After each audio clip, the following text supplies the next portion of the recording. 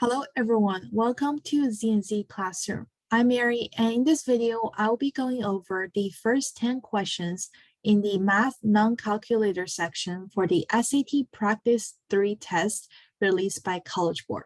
So let's get started. For number 1 here, it says that painter will paint in the walls with the same size and shape in a building using a specific brand of paint.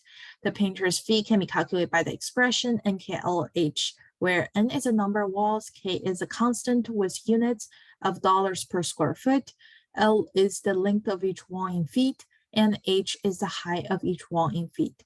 If the customer asks the painter to use a more expensive brand of paint, which of the factors in the expression would change? So in this case, the question seems pretty long, but the actual question is actually just in the last sentence, and it's actually pretty easy to do.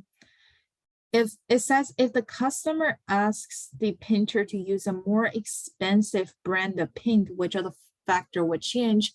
Then if we just kind of translate this sentence here, more expensive means a change in price. So we just need to find the factor that represent price in the expression, and that's the one that's going to change. If you look at the defining, how they define the variable here, N is a number of walls, it has nothing to do with price, so it's not right. K is a constant with units of dollars per square foot. That sounds kind of right, but let's just look at the other ones. L is the length of each wall in feet. That has nothing to do with price. H is the height of each wall in feet. That also has nothing to do with price. So the only thing that has to do with price was K, because it says it's a constant with units of dollars per square foot. So dollars is price. So answer choice C is correct. Let's do number 2 here. If 3r equals 18, what is the value of 6r plus 3? In this question, there's 2 ways of doing it. The first way is a little bit easier. The second way is also fine, but it's a little bit complicated, but it's actually approachable. So let's just do the first way. If we look at 3r and 6r, what's the difference? They say 6r equals 2 times 3r, right? So since 3r equals 18, I got 2 times 18, which gives me 36. So 36 plus 3, 39. I could choose answer choice D, and it's going to be correct. Or the other way, which is pretty similar, that you're going to solve for R first. I'm going to divide by 3 on both sides over here, and I got R equals 6. Then I can just plug in R, so 6 times 6 is 36, plus 3 is 39. So these two ways are pretty similar, but whichever you prefer should give you the correct result. All right, question 3 here. Which of the following is equal to a to the 2/3 power for all values of a? In this case, you just need to remember a general rule about the powers. So it's going to equal to a to the 2nd power and cube root. So always the numerator of the fraction here going to go inside and the denominator going to go outside. So just remember that rule, and that gives me answer choice D is correct. All right, next question.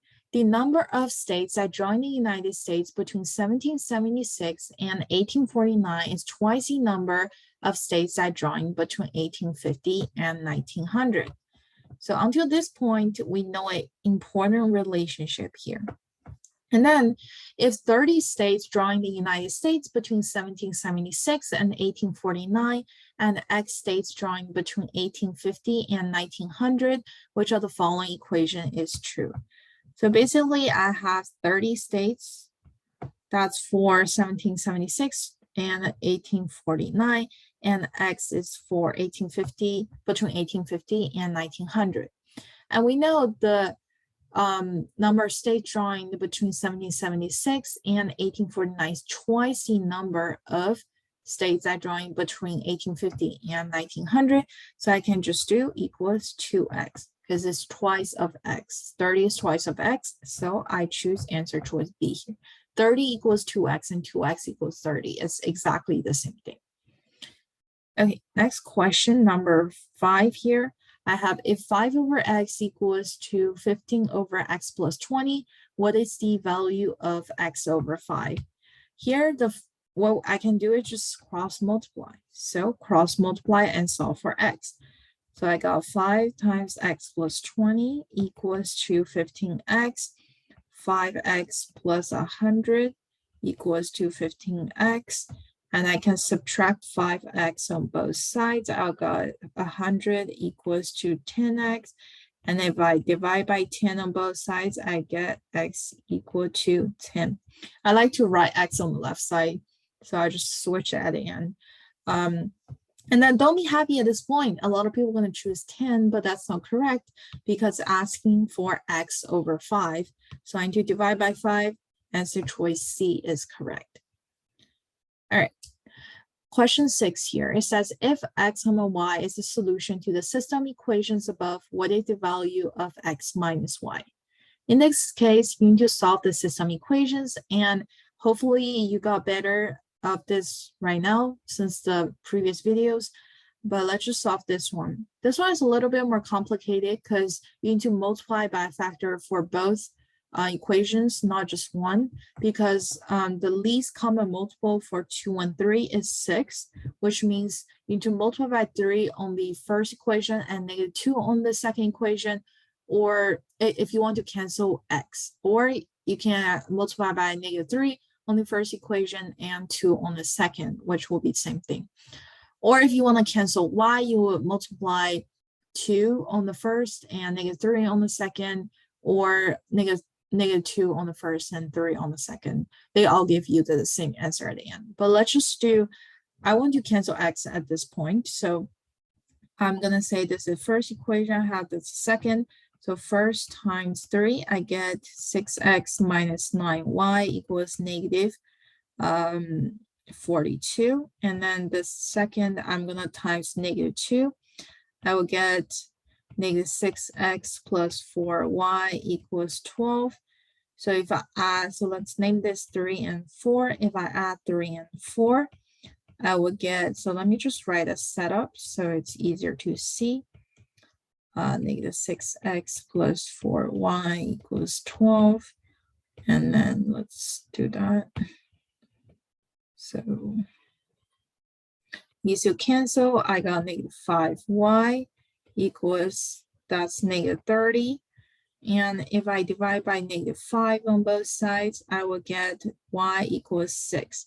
And then I can just plug into either equation to get x.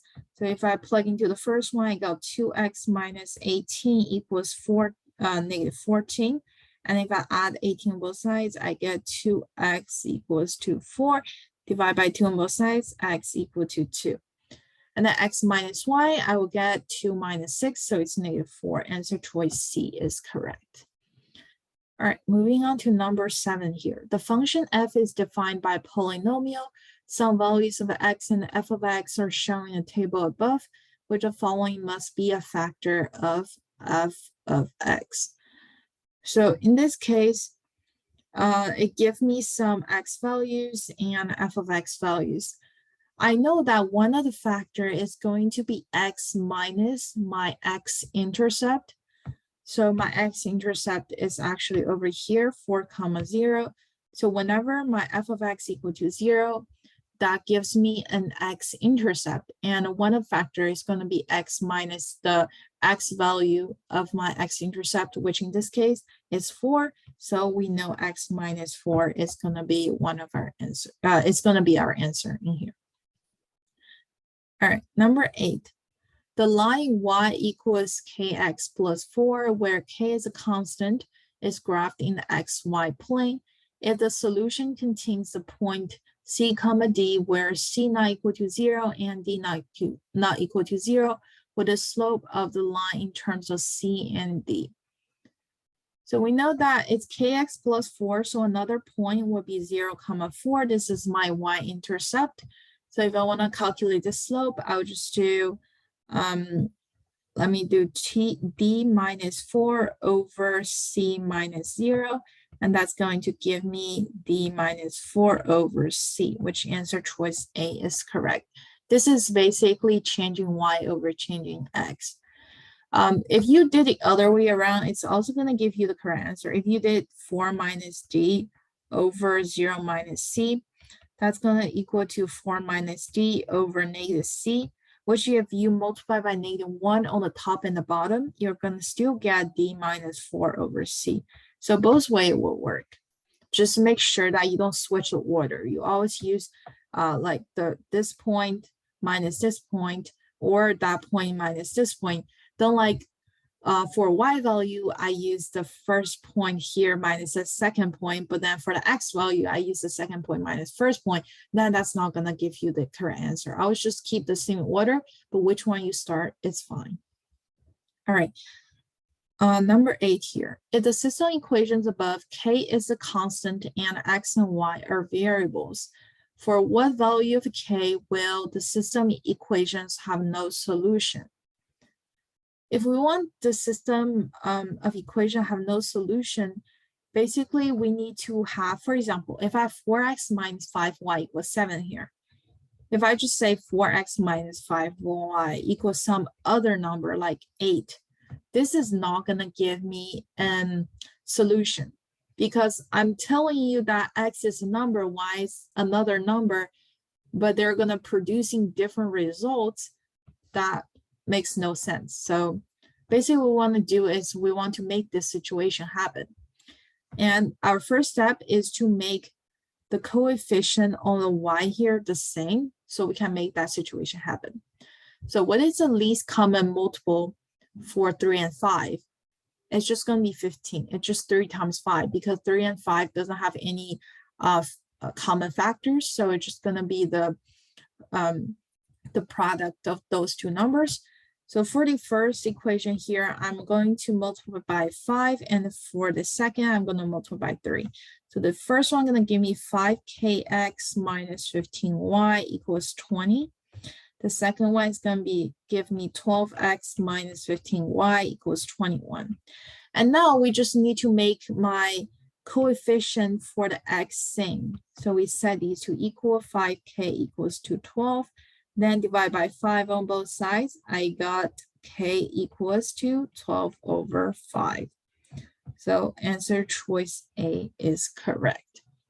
So whenever you have this type of no solution, you basically want to make the coefficient of x and y both the same, and the right side of the equation is going to be some numbers that are different, then you will have no solution. If, for example, if I have the number both as 20, right, both as 20, then I'm going to have infinite solutions. So it depends. In this case, I would just have no solution because I have different values on the right side here. All right, number 10. In the xy plane, the parabola with equation y equals to parentheses x minus 11 squared intersects the line with equation y equals to 25 at 2 points A and B. What is the length of line AB?